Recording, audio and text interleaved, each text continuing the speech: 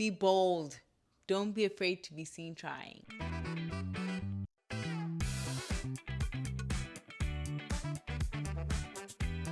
Best get to work.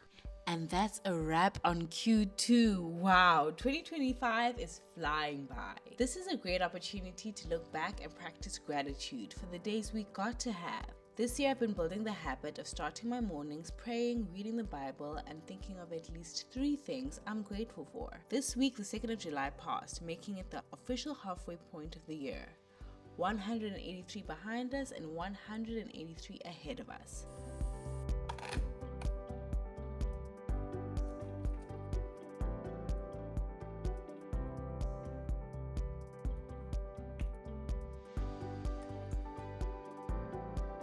So today I'm feeling especially grateful for the opportunities to travel that I enjoyed this year.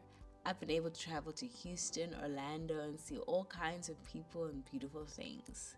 I'm grateful to God for holding my hand on this content creation journey. I'm grateful to God for helping me build the habit of reading the Word every single day.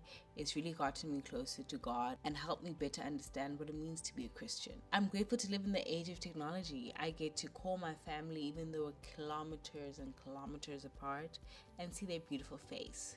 As we reflect on the progress of our 2025 goals, let's not forget to give ourselves grace.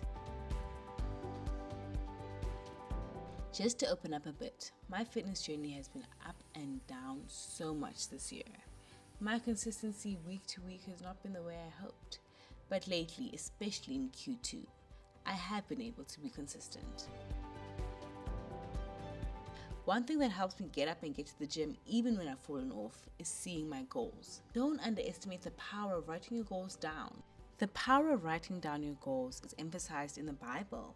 Habakkuk chapter 2 verse 2 says, "And the Lord answered me, write the vision and make it plain on tablets, that he who reads it may run." Also, a study published in the Journal of Applied Psychology found that writing goals down increased the likelihood of achieving them by 42%.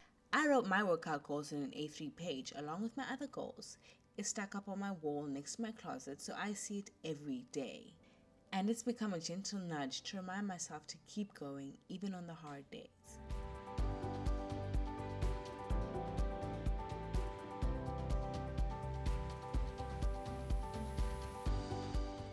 Another goal I've had connected to my fitness journey is bettering my diet. I've never been one to really enjoy junk food, but I've struggled to eat enough foods to fuel my body for the workouts I have planned. So this year I've really made friends with the kitchen.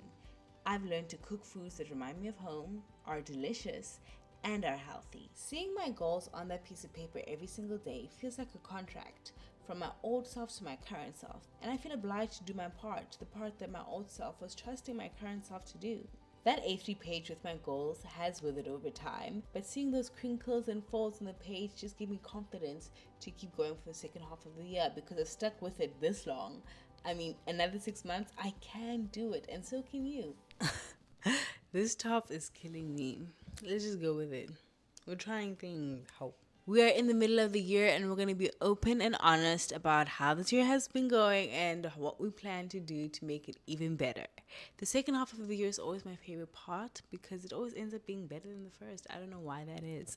Maybe it's because December is in the second half of the year. One of my goals this year was to finish 6 books. I've only finished 2, but there's still time on the clock.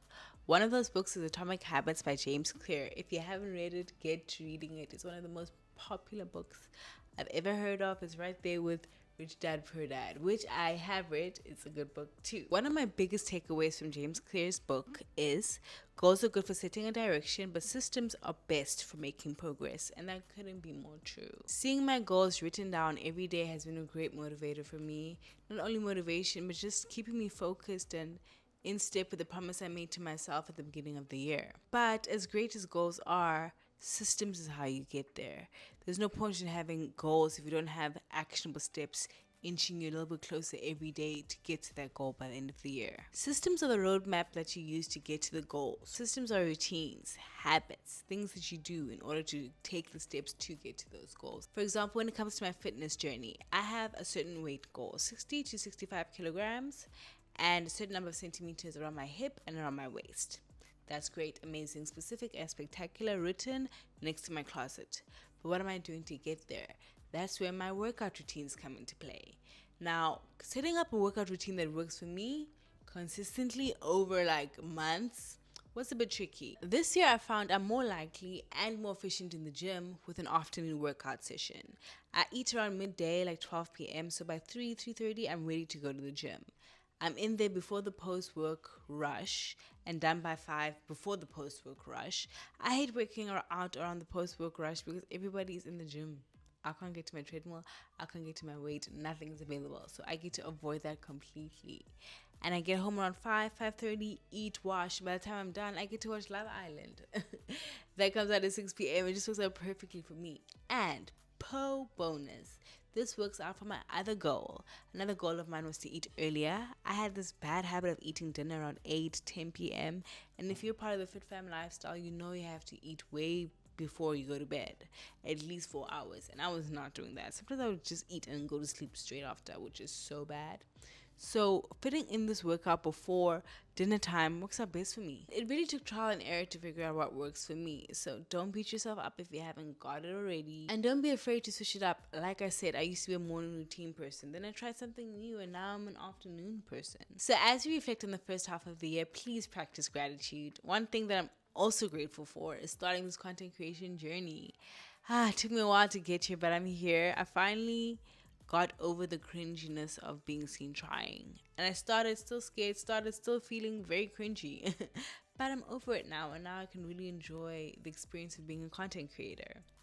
And as you prepare for the second half of the year, please prioritize systems over goals. Goals are great motivators, great tools to keep us focused on what we really want. But they're not going to get us there. What is the systems, the routines, and habits we put in place every single day. 183 days, guys. Well, when this goes up, it'll be 181. Yeah, 181 days. You have got this. I'm going to leave you with this. Success is the progressive realization of a worthy ideal. That's by Earl Nightingale. That quote resides in my heart. It really helped me reanalyze, reassess what I understood success to be. It's not the destination, it is the journey. It's the progressive realization. If you're progressing towards that ideal, you're successful. So enjoy it. Enjoy the journey. Enjoy the success. Be bold. Don't be afraid to be seen trying. Don't forget to like, share, and subscribe. Did you subscribe? Oh, subscribe, Elena. Thank you so much for watching. I love you guys. Bye.